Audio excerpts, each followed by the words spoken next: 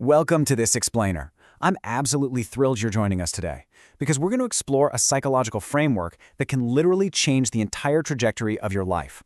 We're breaking down the specific habits that put a stop to what experts call the silent collapse of your potential. You know that feeling, right? That quiet fade of ambition where days just kind of blur into weeks and weeks turn into years without any real forward momentum? Well, today, we are going to decode the hidden patterns of your mind and map out exactly how to rewire your approach to success. So ask yourself honestly, have you ever felt like you're just stuck in a loop, watching everyone else move forward while you're, just existing? It's a painful realization, for sure. And look, it's not that you lack ambition. You've got big dreams, you've got the desire. But for some inexplicable reason, the version of you that actually takes action, the person you absolutely know you can be, just never seems to show up when it really counts. Okay, let's dive right into this. The reason we get stuck is almost always tied to a toxic myth, the expectation of a massive, overnight transformation. We kind of think we need this magic wand to wake up tomorrow as a completely different human being. But psychology tells us a totally different story. Real, lasting change doesn't actually come from dramatic overnight leaps. It comes from shifting your entire baseline, your growth identity. It's about fundamentally rewiring how you view yourself and your relationship to progress. Which brings us to shift 1, redefining action. Habit number 1 here is the practice of Kaizen. Now this is the simple yet profound rule of getting just 1% better every single day through micro progress. Here's the core problem. When you set these massive, totally unrealistic goals, your brain literally shuts down in fear. It looks at the mountain, gets completely overwhelmed, and just retreats. But a growth identity, it focuses entirely on the very next micro step. You aren't trying to completely overhaul your life in 24 hours. You're just trying to be slightly more effective than you were yesterday. Now, what's really fascinating is the biology behind this. When you focus on micro progress, psychologists note that these tiny, achievable steps cause a continuous release of dopamine in your brain. And dopamine, as you might know, is the molecule of motivation. So by keeping your goals tiny, you are actively hacking your brain's reward system. You're keeping your motivation alive and making progress feel sustainable, instead of triggering that terrifying freeze and shutdown response. Let's move to habit number 2 and see how this builds. Cultivating cognitive flexibility. Most folks naturally choose to stay in their comfort zone, right? Opting for another Netflix binge because learning a new skill feels, hard or boring. But psychologically speaking, only seeking out easy tasks is actually a clear sign of underperforming cognitive power. Someone with a growth identity actively embraces resistance. They know that, exactly like a muscle, the brain only grows when it faces resistance and is forced to adapt. Which brings us to habit number 3, creating an implementation intention. Guys, this is a real game changer. Most of us wake up and ask ourselves a very dangerous question. Do I feel like doing this today? Truly disciplined people completely remove that question from the equation. They rely on automaticity. An implementation intention is a fixed plan to act that does not rely on a sudden dopamine rush, a burst of motivation, or how you just so happen to feel when your alarm goes off in the morning. So here's how this psychological tool actually works in practice. It's a simple 2-step algorithm you program right into your brain. Step 1, a specific trigger occurs. It could be a specific time of day or walking into a certain location. Step 2, the fixed plan immediately executes. It's time, so I do it. You are literally training your brain to act automatically. You turn your growth into a core part of your daily identity rather than this exhausting performance where you have to hype yourself up every single time. Moving on to shift 2, upgrading the mind. This requires our 4th habit, mastering metacognition.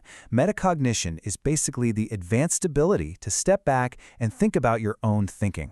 Ask yourself right now, do you see mistakes as defeats or do you see them as lessons? People with a growth identity are absolute truth seekers. They prioritize learning and growing way above the ego-driven need to be liked or to always be right. They are constantly observing their own mental processes so they can self-correct on the fly. And this brilliantly illustrates a huge divide. When things go wrong, the average mindset immediately looks outward, right? Pointing fingers at bad luck, the economy, society, or just other people. But the growth identity practices brutal self-correction. It looks inward and asks, okay, what was my role in this? And how can I think differently next time? This level of accountability is what drives true growth, even if admitting your flaws stings your confidence a bit in the short term.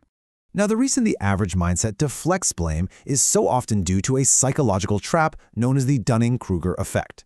This is a crazy cognitive bias where people with lower ability actually overestimate their own intelligence. Why? Well, because they simply don't know enough about a subject to even recognize their own errors. They're blinded by their own lack of knowledge. It perfectly explains why literally everyone thinks they're an above-average driver. It creates this false sense of absolute certainty. To escape that trap, we have to adopt habit number 5, intellectual humility. You really have to compare the false confidence of the Dunning-Kruger effect with true intellectual humility. You see, a growth identity isn't about knowing everything. It's about being hyper-aware of what you don't know. And listen, this isn't a lack of confidence. Actually, scratch that. It's quite the opposite. It's a mark of high intelligence. It keeps you in a permanent state of intellectual hunger, always questioning, always listening, and always super eager to learn from the world around you. And that brings us to shift 3, reclaiming control. Habit number 6 is all about protecting your cognitive bandwidth. The science here is absolutely vital. Studies show that physical clutter around you and mental clutter in your head actively increases cortisol, which is your main stress hormone. It completely overloads your working memory.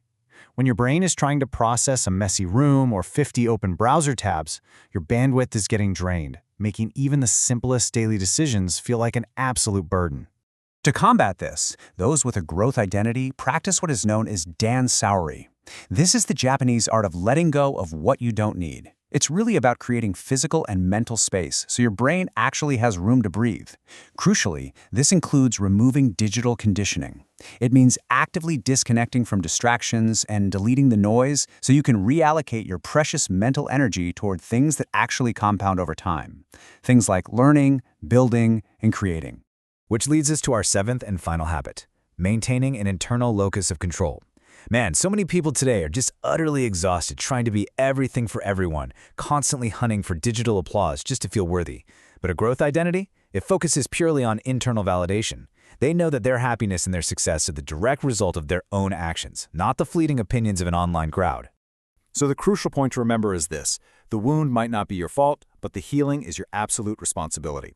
That is the true essence of an internal locus of control. If you realize you've been holding yourself back, please know that your identity is not fixed. The exact moment you decide to drop the excuses, clear the clutter, and take responsibility for your own healing, your life doesn't just improve, it entirely changes direction. I want to leave you with this powerful final thought today. The scariest level of discipline is the one that happens when no one is watching. Are you ready to stop scrolling and start shaping your own reality? True power lies in the quiet moments, you know. It lies in applying these habits when there's absolutely no applause, turning abstract psychological principles into your own personal superpower. So what is the one micro-progress step you are going to take today when nobody else is in the room? Think about that for a second. Thank you so much for joining me for this explainer. Stay focused out there, and I'll see you in the next one.